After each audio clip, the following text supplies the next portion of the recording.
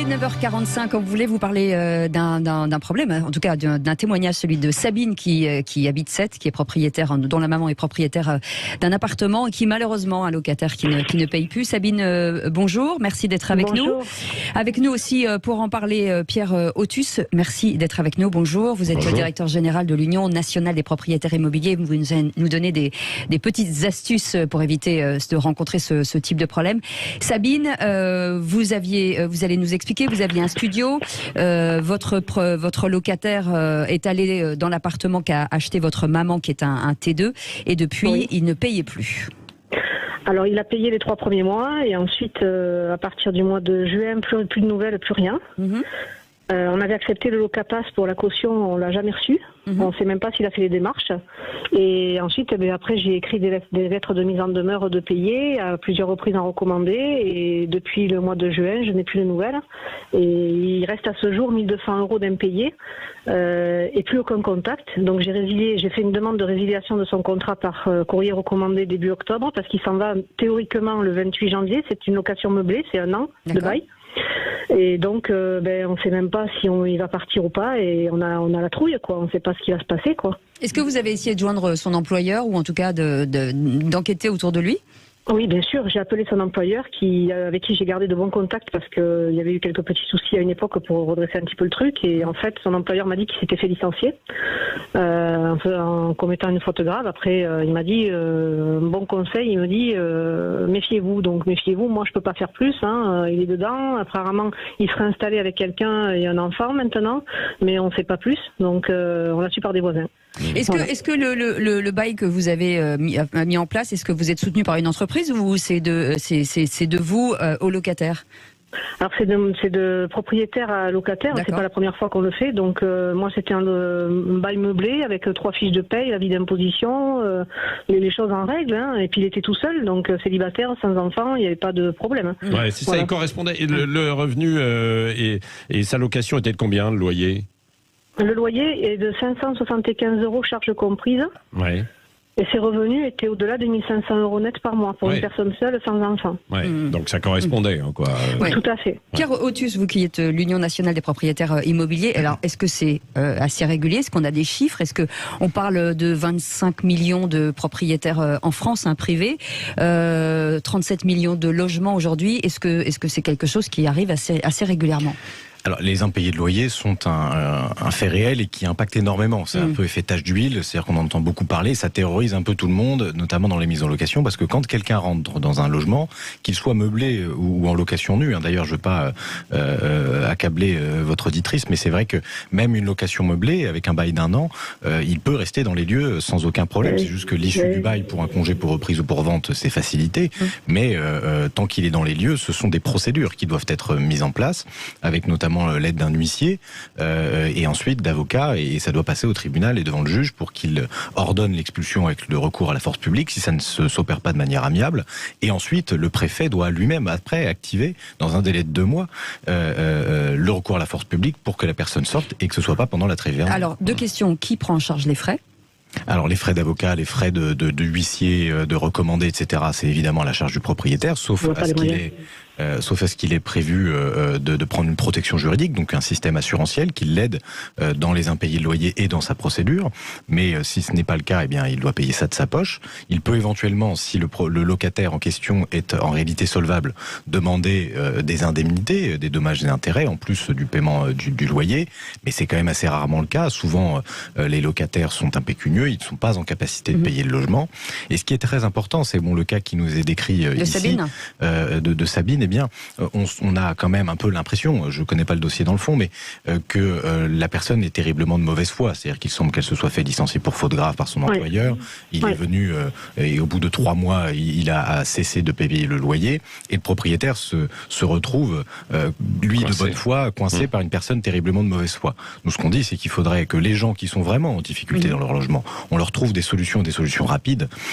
En revanche, les gens qui sont de mauvaise foi, il faudrait réussir à déterminer des critères précis pour le définir. Eh bien, il faut être extrêmement ferme. Parce que pendant ce temps-là, des gens qui cherchent des logements, qui ont besoin de se loger, dans des endroits parfois où c'est difficile de se loger, de trouver des biens à la location, eh bien, cette personne de mauvaise foi lui prend sa place, entre guillemets. Bien sûr. Sabine, en plus, pour votre maman, c'est un complément de retraite.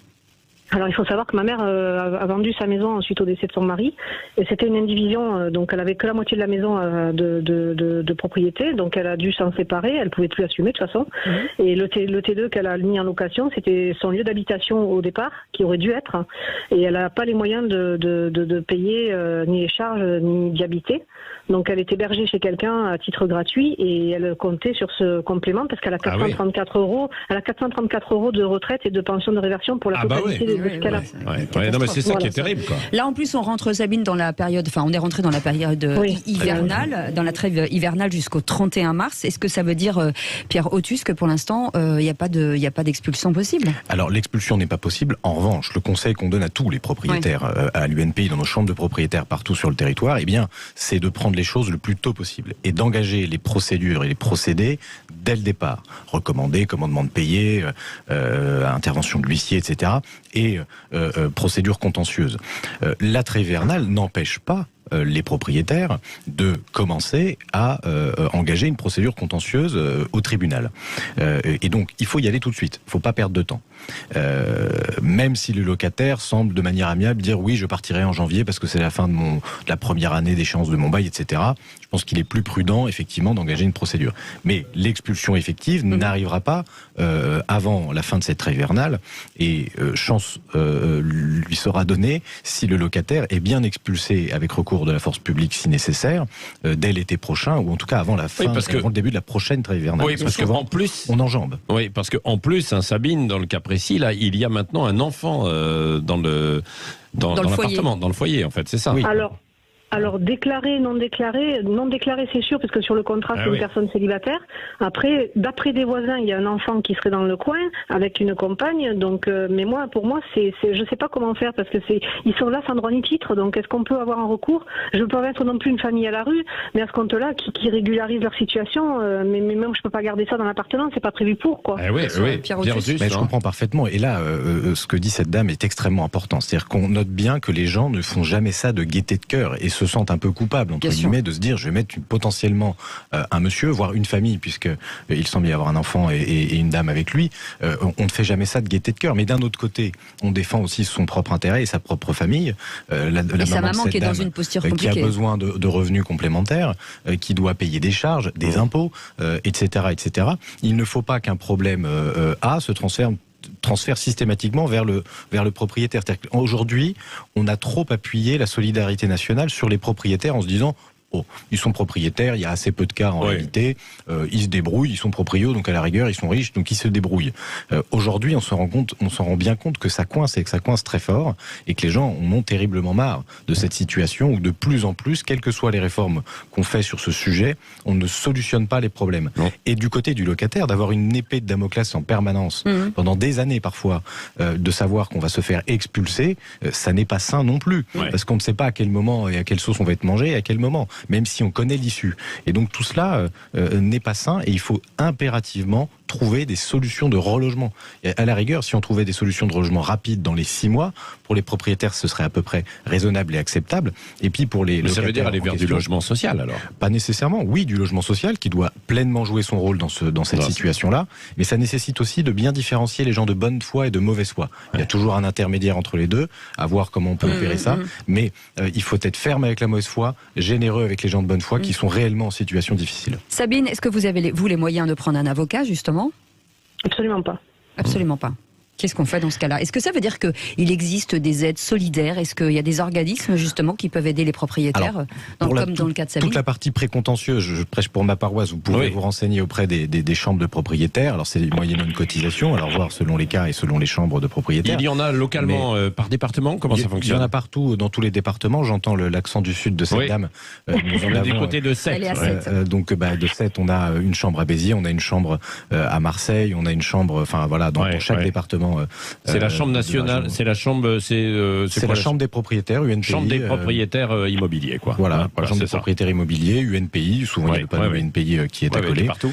Chambre syndicale de propriétaires et de copropriétaires historiquement, parce que c'est quelque chose qui existe depuis 130 ans. Ouais. Et puis après, pour la phase contentieuse, nous, on ne peut pas faire grand-chose en tant qu'association, si ce n'est conseiller des professionnels. Et parfois, certains professionnels, à titre gracieux, peuvent accompagner et intervenir pour le compte d'un certain nombre de clients qui sont, eux, dans une situation très précaire et très difficile. Sabine, vous vouliez aussi faire passer un message. On a toujours tendance à croire que les propriétaires sont des gens très argentés, ce qui n'est pas forcément le cas. Oui, parce que moi j'ai aussi un petit studio sur la même commune à Nîmes. J'ai un crédit dessus de 20 ans et ça me permettait de verser une pension à ma maman. Donc j'ai une locataire maintenant que j'ai trouvée, mais je crois que je vais la garder et je pense que j'augmenterai plus le loyer parce que je veux la garder. Elle, je la tiens, je la garde. Mais en même temps, il faut pas croire que les gens qui ont 2-3 appartements sont des gens riches, on fait des crédits et on essaye de préparer une retraite qui arrivera, on ne sait même pas si elle existera. On essaye de faire quelque chose. Après, il y a des gens riches, effectivement, on n'est pas tous logés à la même enseigne, mais c'est pas le cas de tout le monde et je voudrais que les gens prennent conscience. Et si les propriétaires ne louent pas alors le logement, il y a aussi ce genre de difficulté qui fait qu'on est très échaudé. Donc c'est regrettable parce qu'on essaye de faire de l'humain et du social, mais à un moment donné, le social, ça paye pas, quoi. Et on est très déçus de ça.